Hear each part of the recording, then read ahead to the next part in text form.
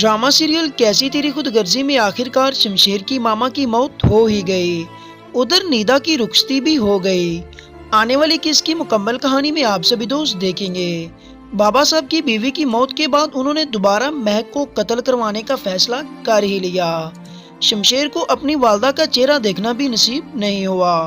आने वाली किस दोस्तों आपको बहुत गमगीन करने वाली है। शमशेर को महक अच्छे तरीके से तैयार करवा लेती है और मैरिज हॉल में दोनों पहुंच जाते हैं। इंतजामात भी बहुत अच्छे तरीके से किए गए होते हैं। महक घर आकर बहुत अच्छे तरीके से अपनी बहन को तैयार करवाती है। ड्रेसिंग करवाने के बाद उसे बाहर ले आती है। जैसे ही एहसन उसे देखता है तो बहुत ज्यादा खुश हो जाता है। आखिरकार निकाह का वक्त आ ही गया।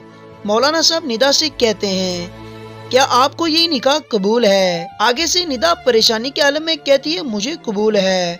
आखिरकार निदा का निकाह एहसन के साथ हो ही गया।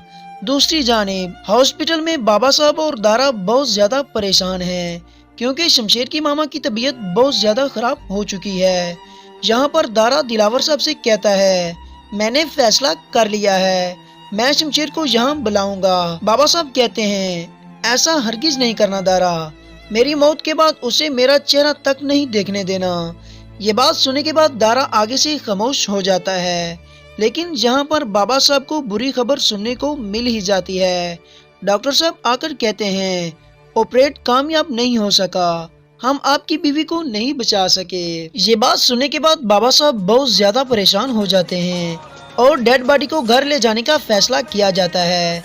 बाबा साहब बहुत ज्यादा परेशान हैं, अपनी बीवी के गम में ढाल हैं, रो रहे हैं, आंसू बहा रहे हैं। उधर शमशेर शादी पे बहुत ज्यादा खुश होता है महक के साथ, और महक भी बहुत ज्यादा खुश होती है शमशेर को शादी में देखकर। लेकिन जैसे ही शमशेर को कॉल आती है कि उसकी मामा की तबीयत बहुत ज्यादा खराब है और आखिरी स्टेज पर पहुंच चुकी हैं वो।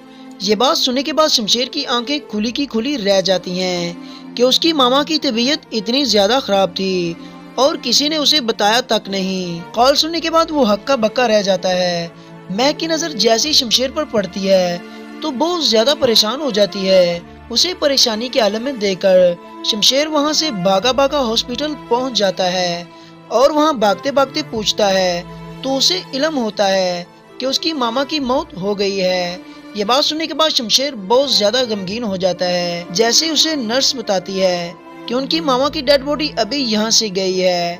शमशेर भागा भागा घर पहुंच जाता है। दारा उसे रोकने की कोशिश करता है और कहता है, बाबा साहब ने तुम्हें घर आने से मना किया है। शमशेर आगे से कहता है, देखता हूँ, मुझे कौन रोकता है अपनी माँ का चेहरा देखने से। दारा उसका हाथ पकड़ लेता है और शमशेर गुस्से में अपना हाथ छिड़वा कर वहाँ से अंदर चला जाता है।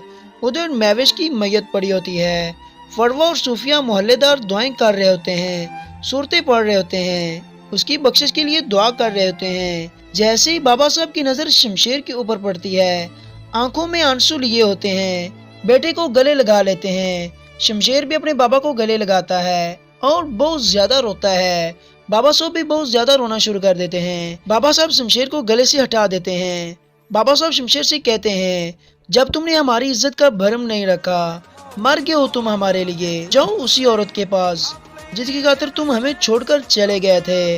और दारा से कहते हैं, जितनी जल्दी हो सके उसे इस घर से बाहर निकाल दो, मेरी नजरों से दूर कर दो। दारा शमशेर को बाजू से पकड़कर घर से बाहर निकाल देता है।